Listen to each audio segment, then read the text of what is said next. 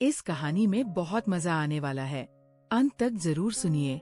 मैंने अपनी अलमारी से ताकत वाली गोली निकाली जो कभी कभार अभिषेक लेते थे और मैं किचन में चली गई। मैंने हल्दी बादाम वाला दूध बॉईल किया और उसमें एक गोली डाल दी ताकि अभिषेक को थोड़ी ताकत मिल सके। ऐसा करते करते रात के 10 बज चुके थे। फिर मैंने जल्दी से दूध का गिलास लिया और अभिषेक के कमरे में चली गई। अभिषेक बड़े ध्यान से मेरा इंतजार कर रहे थे। जैसे ही मैं अंदर आई, अभिषेक खड़े हो गए और मुझे देखने लगे। जब वह कुछ नहीं बोला तो मैंने ही पूछ लिया, ऐसे क्या देख रहे हो? बताओ मैं कैसी लग रही हूँ? अभिषेक ने संकोच में कहा, मौसमी मन तो ऐसा कर रहा है कि आपको अभी खा जाऊं। मैंने हंसते हुए उसे दूध का गिलास पकड़ा दिया और कहा, मुझे खाने की जरूरत नहीं है, बस तुम इसे पी लो। अभिषेक ने जल्दी से गिलास पकड़ा और एक सांस में दूध पी गया। दूध पीते ही फिर जो हुआ दोस्तों, तो चलिए जल्दी से शुरू से कहानी सुनाती हूँ। मेरा नाम राधा है। मेरी उम्र 28 साल है, लेकिन मेरा दिल हमेशा युवा रहता है और मेरी हाइट लगभग 5 फीट 3 इंच की ऊंचाई के साथ। जब मैं साड़ी पहनती हूँ तो जैसे सब कुछ ठहर जाता है। मेरी सुंदर रंगत पर जब सूरज की किरण पड़ती है तो लगता है मानो मैं एक चांदनी रात में घूम रही हूँ। अब बात करते हैं मेरे 21 साल के भतीजे की। जो मेरा हो गया है, उसकी मासूमियत और उत्साह ने मेरे मन में एक हलचल सी मचा दी है। जब वो मेरी तरफ देखता है तो उसकी आंखों में वो खास चमक होती है, जैसे वह किसी खूबसूरत ख्वाब को देख रहा हो। कभी वह मुझसे कहता है, मौसी आज आप सच में बहुत सुंदर लग रही हैं। इसलिए मेरे पति कभी कभी दिन में ही मेरा पूजन कर देते थे। हम शहर में रहते हैं क्योंकि मेरे पति सरकारी नौकरी करते हैं। मेरी 1 साल की एक बेटी भी है, इसलिए दूध की थैलियाँ भी बड़ी है। मैं अपने पति का आशीर्वाद समझकर रोज लेती थी। भले ही हमारी शादी को 9 साल हो चुके थे, लेकिन मेरे पति अभी तक मुझे अच्छा प्यार करते थे। मैं वह की बहुत साफ सफाई रखती थी और कभी कभार मेकअप भी कर लिया करती थी। पिछले महीने कुछ ऐसा हुआ जिसका हमें बिल्कुल अंदाजा नहीं था। शाम को मेरे पति साहिल घर आ रहे थे। उनके किसी दोस्त की बर्थडे पार्टी थी, इसीलिए दोस्तों ने उन्हें थोड़ी पिला दी थी और वो बाइक से घर लौट रहे थे। आते वक्त उनका एक्सीडेंट हो गया। इस हादसे में उनके एक पैर में फ्रैक्चर हो गया और डॉक्टर ने कहा कि सही होने में कम से कम 6 से 9 महीने लगेंगे। ये सुनकर मेरा मन टूट गया। साहिल का दर्द भले ही शारीरिक था, लेकिन मेरे मन में एक गहरी चिंता का सागर उमड़ आया। जब मैंने उन्हें अस्पताल में देखा, उनकी आंखों में दर्द का साया था। मैंने तुरंत उनके पास जाकर उनका हाथ थाम लिया। इसी वजह से मेरी दीदी और मेरा भतीजा अभिषेक उन्हें संभालने के लिए आए थे। मेरे जीजाजी और दीदी तो वापस चले गए, लेकिन अभिषेक ने साहिल को यहाँ रुकने के लिए कह दिया क्योंकि वो ठीक से खड़े भी नहीं हो पा रहे थे। मुझे ही बाजार से सामान लाने और बाहर के काम करने पड़ते थे, इसीलिए मैंने अपनी बहन को कहकर अभिषेक को कुछ दिन रुकने के लिए बोल दिया। अभिषेक मान गया और बहुत खुश हो गया। अभिषेक मेरे कान तक ही आता था। शरीर भी ठीक ठाक था और रंग भी सामान्य था। अभिषेक ज्यादा बिगड़े किस्म का लड़का नहीं लग रहा था और मैं भी खुश थी कि कोई तो आया जो मेरी मदद कर सके। आज अभिषेक मुझसे थोड़ा थोड़ा शर्मा रहा था क्योंकि वो शादी के बाद मुझसे पहली बार मिला था। रात को जब मैं साहिल को खाना खिला रही थी, तब अभिषेक भी हमारे पास बैठा था। फिर अभिषेक अपने कमरे में जाकर समय पर सो गया था। साहिल के चेहरे पर थोड़ी राहत थी, लेकिन वो अभी भी दर्द में था। तभी मेरी अंदर की भावनाएं बाहर निकल पड़ी। मैंने साहिल के पास बैठकर कहा, वो भी क्या दिन थे जब आप रोजाना मैच खेला करते थे। साहिल ये सुनकर मुस्कुराने लगे। हम क्या हो गया मेरी राधा, आज तो पूरी मजे में लग रही हो। मैंने कहा, नहीं जी, आपको तो मजाक लग रहा है और इधर मेरी बुरी हालत हो रखा है। सच बताओ तो इस वक्त मेरा बुरा हाल कर दिया है मेरे पति। बोले, मैं तुम्हारा दर्द समझता हूँ राधा, मेरा भी बहुत मन करता है, लेकिन क्या करूँ, मैं तो ठीक से खड़ा भी नहीं हो सकता। बस थोड़े दिन और निकाल दो, फिर देखना मैं इस गुफा का क्या हल करता हूँ। तभी मैंने कहा, थोड़े दिन नहीं, पूरे 6 महीने बाकी है प्लास्टर उतरने में, और मेरा तो 1 महीने में ही ये हाल हो गया। पता नहीं आगे के दिन कैसे कटेंगे। मेरे पति मेरी उदासी दूर करने के लिए बोले, चलो वो नहीं तो कम से कम दूध ही पिला दो, डॉक्टर ने भी कहा है। तभी मैंने हंसते हुए कहा, आपके नसीब में तो वो भी नहीं है, क्योंकि आपकी बिटिया रानी ने पी लिया है। हम दोनों जोर जोर से हंसने लगे। मेरे पति मुझे खुश रखने की पूरी कोशिश करते थे, लेकिन मैं क्या करूं? सब बेकार था। थोड़ी देर बाद साहिल सो गए, क्योंकि उनकी दवाइयों में नींद की गोलियां भी थी। लेकिन मुझे नींद कहाँ आ रही थी। इसीलिए मैं खड़ी होकर अभिषेक को देखने चली गई कि वह सोया है या नहीं। लेकिन अभिषेक अभी तक जाग रहा था और मोबाइल देख रहा था। मैंने उसके कमरे में जाकर कहा, क्या हुआ अभिषेक? 11 बज चुके हैं और तुम अभी तक नहीं सोए। लगता है तुम्हारे मन नहीं लग रहा है। अभिषेक उठकर बैठ गया और बोला, नहीं मौसी, ऐसी बात नहीं है, बस यूं ही फोन देखते देखते लेट गया। फिर अभिषेक ने पूछा, मौसी आप भी तो नहीं सोई? मैंने कहा, मुझे तो आजकल नींद ही नहीं आती। अभिषेक ने पूछा, क्यों, क्या बात हो गई? मैंने हंसते हुए कहा, नहीं नहीं, वो मैं तुम्हें नहीं बता सकती। जब तुम्हारी शादी होगी तो तुम्हें खुद ही पता चल जाएगा। मेरे मुंह से ऐसा सुनते ही अभिषेक ने अपनी नजरें नीचे झुका ली और अंदर ही अंदर मुस्कुराने लगा। तभी मैंने कहा, अरे तुम तो इतनी सी बात पर शर्मा गए। अच्छा बताओ, अभी तक कोई लड़की पटाई है या नहीं? अभिषेक कुछ नहीं बोला, उसे अभी भी शर्मा रही थी। तभी मैंने उसका हाथ पकड़ा और कहा, अरे पागल, अपनी मौसी से इतना मत शर्माओ। धीरे से बोला, मौसी सच बताओ तो ऐसी बातें मैंने अभी तक अपने दोस्तों से भी नहीं की है। मैंने कहा, अच्छा तो मुझे अपना दोस्त ही समझ लो, क्योंकि मुझे ऐसी बातें करने में बहुत मजा आता है। अभिषेक ने कहा, हाँ मौसी, एक थी, लेकिन उसने अभी मेरे से दोस्ती तोड़ दी है। मैंने पूछा, तुमने उसकी पिटाई तो कर दी होगी ना? अभिषेक बोला, नहीं मौसी सच बताओ तो मैंने उसे ढंग से टच भी नहीं किया था।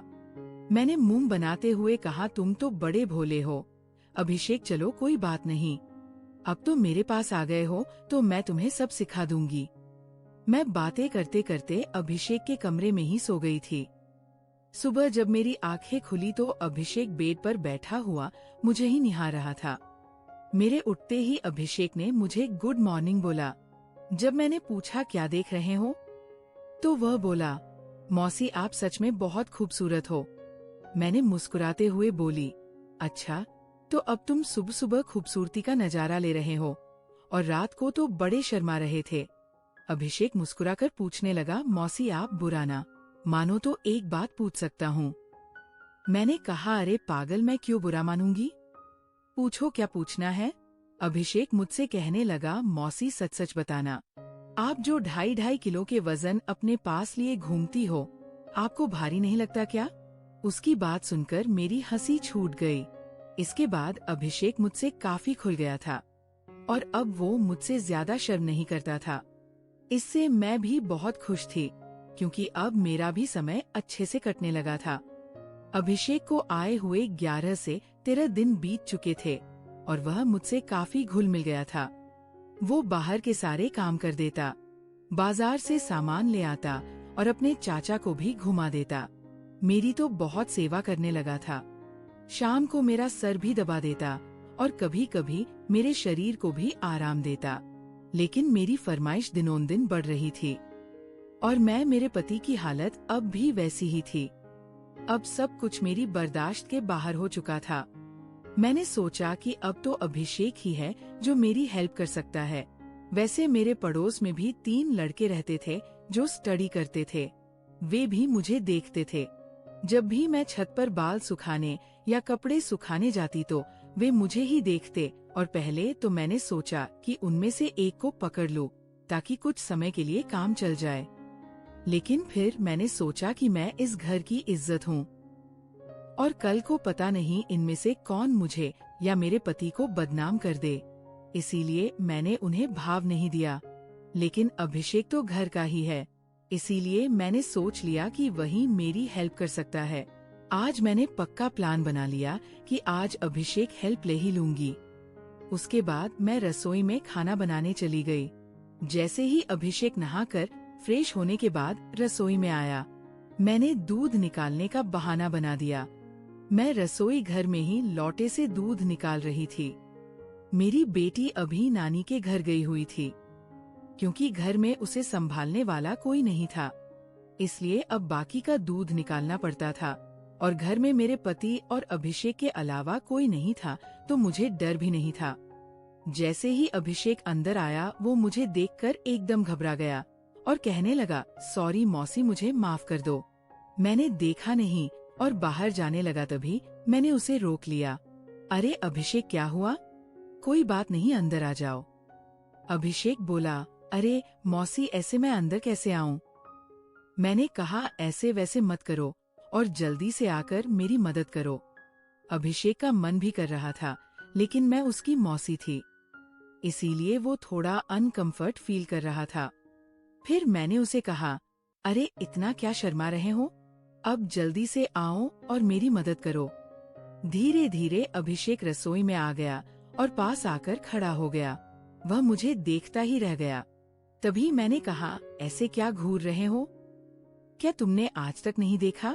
अभिषेक बोला, माँ कसम मौसी, मैं आपको बता नहीं सकता कि मुझे कैसा लग रहा है। बहुत ही अच्छा है मौसी। मैंने कहा, तारीफें करना छोड़ो और यहाँ मेरी मदद करो। तभी अभिषेक बोला, मौसी मुझे नहीं आता कैसे करना है। तो मैंने कहा, अरे बुद्धू, इसमें कुछ नहीं करना, ये लो पकड़ो और बस धीरे धीरे निकलो। थोड़ी देर बाद जब अभिषेक के हेल्प में हाथ तेज होने लगे, तो मैंने सोचा कि अब मेरा आगे झुककर सही से काम करने का समय है। मगर जैसे ही मैं झुकने लगी तो देखा कि अभिषेक का काम तो पहले ही खत्म चुका है। उसे देखकर मेरा मन बहुत उदास हुआ, लेकिन फिर भी मेरी हंसी निकल ही पड़ी। मैंने नाराजगी से अभिषेक को मारते हुए कहा, ये क्या किया पागल तुमने? तो शुरू होने से पहले ही खत्म कर दिया। इसके बाद जैसे ही अभिषेक का नशा उतरा, उसने हड़बड़ा हुए कहा, सॉरी मौसी सॉरी, वो मैंने ऐसा काम पहले कभी नहीं किया, इसलिए मुझसे ऐसा हो गया। मैं अभी जाकर साफ करके आता हूँ। और उसने मेरी एक भी बात नहीं सुनी और तुरंत रसोई में से चला गया। मैंने भी उसे ज्यादा रोकने की कोशिश नहीं की, क्योंकि मैं समझ चुकी थी कि उसके लिए इतना आसान नहीं होगा। इस चक्कर में आज खाना भी लेट हो गया था, इसलिए मैंने जल्दी से खाना तैयार किया और साहिल को कमरे में देने के लिए चली गई। साहिल भी बैठे बैठे खाने का इंतजार कर रहे थे। साहिल बिल्कुल सीधे साधे और सरल स्वभाव वाले आदमी हैं। वह मेरी बहुत बहुत चिंता करते हैं। जब मैं उनके लिए खाना लेकर गई तो पूरा पसीने से भीगी हुई थी। मुझे देखकर वो बोले, इतनी जल्दबाजी क्यों करती हो राधा? धीरे धीरे काम कर लिया करो ना। देखो तुमने अपना क्या हाल बना लिया है। तब मैंने उन्हें छेड़ते हुए कहा, ये तो कुछ भी नहीं है। जब तुम काम करते हो तो मेरा इससे भी बुरा हाल हो जाता है, और तब तो मैं तुम्हें रुकने के लिए भी कहती हूँ, लेकिन तुम तो नो कहकर काम की स्पीड को दुगना कर देते हो। मेरे मुंह से ऐसा सुनकर मेरे पति मुस्कुराने लगे। तुम भी ना राधा, कहाँ की बात कहाँ ले जाती हो। इसके बाद साहिल ने खाना खा लिया और मैंने उन्हें दवाई भी दे दी। दवाई लेने के बाद उन्हें नींद आ गई और वो आराम करने लगे। मैं भी काफी थक चुकी थी, इसलिए मैं नहा धोकर फ्रेश हो गई। इसके बाद मैं अभिषेक के कमरे में उसे देखने के लिए लगने तो वो भी सो चुका था। फिर मैं भी आकर आराम करने लगी। शाम को जब मैं अभिषेक को चाय देने गई तो वो बैठा फोन चला रहा था। मुझे देखकर उसके चेहरे पर मुस्कान आ गई। मैं भी उसे देखकर हंसने लगी और मैंने उससे पूछ लिया, क्या बात है अभिषेक, आज तो तुम काफी ढीले ढाले से लग रहे हो। अभिषेक बोला, मौसी वो मैंने पहली बार काम ऐसा अनुभव लिया था। प्लीज आप बुरा मत मानना, मैं सच बता रहा हूँ। बिल्कुल मेरे से काम नहीं कर पाया। तभी मैंने उसे रोकते हुए कहा, अरे बेवकूफ, मैं कब बुरा मानने लगी? वैसे सच बताओ तो मुझे भी अच्छा लग रहा था। इसके बाद मैंने अभिषेक को चाय पकड़ा दी और उसके साथ बैठकर पीने लगी। हम दोनों बातें करने लगे। आज अभिषेक के मुंह से मेरे लिए तो फूल ही झड़ रहे थे। वो बस मेरी तारीफें ही करता जा रहा था। मौसी, आप बहुत अच्छी हो। मैं तो सोच रही हूँ कि सारी उम्र आपके ही घर रहूं। इन 13 दिनों में मुझे स्वर्ग जैसा महसूस होने लगा है। और ऊपर से आपकी खूबसूरती, मैंने मुस्कुराते हुए कहा। आज तो तुम्हारे मुंह से सिर्फ तारीफें ही निकल रही हैं। लगता है अभिषेक मेरा हाथ पकड़ के बोला, आप सही कह रही हैं मौसी। अब आपको भी मेरे काम में मेरी मदद करनी होगी। अब तो आपको मेरी बात माननी ही होगी। प्लीज मौसी, मना मत करना। बस एक बार के लिए मुझे एक मैच खिला दो। इसके बाद आप जो भी कहेंगी मैं करूँगा। जब अभिषेक कह रहा था तो उसका चेहरा लाल टमाटर जैसा हो गया था और मेरी मुस्कुराहट फूट पड़ी थी। मैंने उसके सर पर हाथ फेरते हुए कहा, अरे पगले, इतना सीरियस क्यों हो रहे हो? बताओ, मैंने तुम्हें कभी किसी चीज लिए मना किया है? वैसे भी अब तुम्हारे चाचा तो वैसा भी मेरे काम में मेरी मदद नहीं कर पाते हैं। और तुम इतना शर्माओ मत। अगर इतना शर्माओ तो कैसे चलेगा? अब से तुम मुझे अपनी मौसी नहीं बल्कि काम वाली ही समझना। अभिषेक बोला, मौसी एक बात और है, मैं एकदम फ्री हो जाता हूँ। मैं बहुत काम करता हूँ। मैंने उसे कहा, इसकी चिंता मत करो, इसका इंतजाम मैं कर दूंगी। तुम बस काम के लिए तैयार रहना। मेरे इतना कहते ही अभिषेक खुश हो गया और उसने थैंक्स मौसी की रट लगा दी। कहने लगा, मौसी आप बहुत अच्छी है। इसके बाद मैं चली गई क्योंकि शाम हो रही थी और मुझे साहिल को नहलाना भी था। जब साहिल जी नहा लिए तो अभिषेक उन्हें बाहर टहलाने ले गया। इसके बाद मैंने जल्दी जल्दी सारा काम किया और उनके आने तक खाना भी तैयार कर दिया। आते ही अभिषेक ने हाथ पैर धोए और खाना खाने के लिए बैठ गए। इतने में 9 बज चुके थे और दवाइयों का समय हो रहा था। इसीलिए मैं उन्हें कमरे में ले गई और दवाइयाँ दे दी।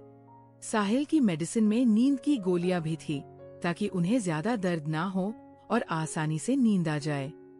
साहिल दवाइयाँ लेकर जल्दी ही सो गए। मैं उनका सर दबा रही थी। जैसे ही मुझे पता चला कि साहिल सो चुके हैं, मैं नहाने चली गई। नहाकर मैंने रेड कलर की साड़ी पहनी, बालों का जोड़ा बना लिया और महक के लिए परफ्यूम भी लगा लिया। वैसे तो मैं मेकअप कभी कभार ही करती हूँ, लेकिन आज थोड़ा थोड़ा कर ही लिया ताकि चेहरा ब्लश करे। पूरी तरह से तैयार होने के बाद मैंने अपनी अलमारी से जादू वाली गोली निकाली जो कभी कभार साहिल लेते थे और रसोई में चली गई। मैंने हल्दी बादाम वाला दूध तैयार किया और उसमें एक गोली डाल दी ताकि अभिषेक को थोड़ी ताकत मिल सके। ऐसा करते करते रात के 11 बज चुके थे। फिर मैंने जल्दी से दूध का गिलास लिया और अभिषेक के कमरे में चली गई। अभिषेक बड़े ध्यान से मेरा इंतजार कर रहा था। जैसे ही मैं अंदर आई, वो खड़ा हो गया और मुझे देखने लगा। जब वो कुछ नहीं बोला तो मैंने ही पूछ लिया, ऐसे क्या देख रहे हो? बताओ मैं कैसी लग रही हूँ? अभिषेक ने संकोच में कहा, मौसी मन तो ऐसा कर रहा है कि आपको अभी खा जाऊं। मैंने हंसते हुए उसे दूध का गिलास पकड़ा दिया और कहा, मुझे खाने की जरूरत नहीं है, बस तुम इसे पी लो। अभिषेक ने जल्दी से गिलास पकड़ और एक सांस में दूध पी गया। दूध पीते ही मैंने कहा, चलो अब जल्दी से पूजा शुरू करते हैं।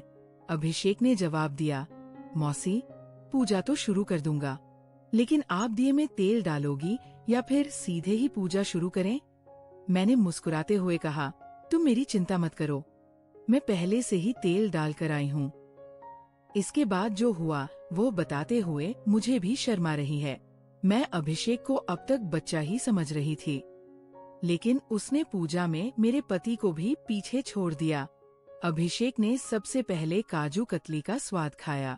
मेरे पति ने आज तक काजू कतली नहीं खाई, वह तो सीधे ही पूजा शुरू कर देते थे। जब मैंने अभिषेक से कहा, अब बस भी करो और कितने खाओगे, तो उसने जवाब दिया, नहीं मौसी, आपको नहीं पता ये कितनी मीठी है, इसी के लिए हम पागल रहते हैं। ये अभिषेक की पहली पूजा थी, इसीलिए वो आधे घंटे से ज्यादा नहीं कर पाया। मैं तो ज्यादा नहीं थकी, लेकिन अभिषेक पसीने पसीने हो चुका था। मुझे भी 2 महीने बाद पूजन का काम मिल रहा था, तो मैं भी बहुत खुश थी। इसके बाद अभिषेक थक चुका था और आराम करने लगा। मैं भी वहीं पर थी। जब मैंने उससे पूछा कैसा लगा फर्स्ट टाइम पूजा करके, तो अभिषेक ने जवाब दिया, मौसी सच कहूँ तो ऐसा लगा जैसे जिंदगी के सारे सुख एक साथ मिल गए, या कहूँ तो दुनिया की सबसे अच्छी मौसी हो। फिर हम बातें करते करते सो गए। सुबह जब मैं उठी तो बिल्कुल फ्रेश महसूस कर रही थी। मैंने उठकर चाय नाश्ता बना लिया और साहिल को दे आई। इसके बाद मैं अभिषेक को भी चाय देने के लिए उसके कमरे में गई। वह भी उठ चुका था चाय लेकर। उसने मुझसे पूछा, मौसी मुझे डर लग रहा है, कहीं हमने कुछ गलत पूजा तो नहीं कर ली। मुझे लगा कि शायद अभिषेक को पछतावा हो रहा है। मैंने उसे समझाते हुए कहा, अभिषेक तुम ऐसा बिल्कुल मत सोचो। सच कहूँ तो ये मेरी मजबूरी थी, क्योंकि तुम्हारे चाचा 7-8 महीने तक ठीक नहीं हो सकते और मुझसे इतना इंतजार शायद ही हो पाता, लेकिन तुमने मेरी बहुत मदद की है। पूजा करने में प्लीज तुम इतनी टेंशन मत लो, और हाँ, इसके बारे में किसी से भी मत कहना। अभिषेक ने सर हिला दिया और बोला, मौसी अगर ये मेरी मजबूरी बन गई तो मैंने कहा आ जाना फिर अपनी मौसी के पास। मैंने कब तुम्हें मना किया है। इतना कहकर मैं मुस्कुराने लगी और अभिषेक फिर से मेरी तारीफ करने लगा। मौसी आपकी जितनी तारीफ की जाए उतनी कम है। पता नहीं मैंने पिछले जन्म में कौन से पुण्य किए थे जो मुझे आप जैसी मौसी मिली। इसके बाद मेरे और अभिषेक के बीच पक्की वाली दोस्ती हो गई थी। अब जब भी मेरा मन करता मैं अभिषेक से पूजन करवा लेती। इसी बीच अभिषेक के पापा ने फोन भी किया था कि वो घर आ जाए, लेकिन अभिषेक ने मना कर दिया। अब मेरे पति साहिल भी चलने फिरने लगे थे, तो हम लोग बाजार भी घूमने लगे। अभिषेक अब मेरी ओर ज्यादा केयर करने लगा था। शाम को जब भी मैं सुलाकर अभिषेक के पास जाती तो वो मेरे पैर दबाता, कमर की मालिश करता और सर भी दबाता। मैं अभिषेक से कहा भी करती थी कि मेरे लिए इतना काम करने की जरूरत नहीं है, लेकिन वो नहीं मानता और कहता, चुप रहो मौसी, आप सारा दिन काम करती हो, इसीलिए थक जाती हो, तो इतना तो मुझे भी करने दो। दोस्तों, शायद आप लोगों को मैं बिल्कुल भी पसंद ना आऊं, क्योंकि मैंने इसके रिश्ते को खराब किया है, लेकिन सच कहूं तो मैं भी ऐसा करना नहीं चाहती थी। लेकिन भावनाओं में सब कुछ हो गया, इसलिए प्लीज आप लोग समझने की कोशिश करना और मेरी कहानी को सुनकर भावनाओं में मत बजाना, क्योंकि सच में ये गलत बात होती है। तो मेरे खातिर कमेंट में एक प्रॉमिस जरूर करके जाइए कि आप लोग अपने जीवन में ऐसा कभी नहीं करेंगे।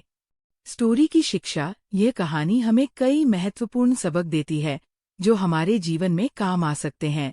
आइए हम इन शिक्षाओं को विस्तार से समझते हैं। कहानी में राधा अपने पति साहिल की देखभाल करती है जब वह दुर्घटना में घायल होते हैं। ये दिखाता है कि जिम्मेदारी का मतलब केवल व्यक्तिगत लाभ के लिए जीना नहीं है, बल्कि अपने प्रियजनों की देखभाल करना भी शामिल है। जीवन में जब हम किसी रिश्ते में होते हैं तो हमें अपने साथी के प्रति समर्पित रहना चाहिए, तो वह अधिक मजबूत और स्थायी होता है। हमें अपने रिश्तों में ईमानदार रहना चाहिए और एक दूसरे पर विश्वास करना चाहिए। तो दोस्तों, आपको ये कहानी कैसी लगी कमेंट में हमें जरूर बताएं, और अगर चैनल पर पहली बार आए हो तो चैनल को सब्सक्राइब करना ना भूलें। ऐसी मजेदार कहानियां सुनने के लिए अभी हमारे चैनल को सब्सक्राइब करें। Bye bye.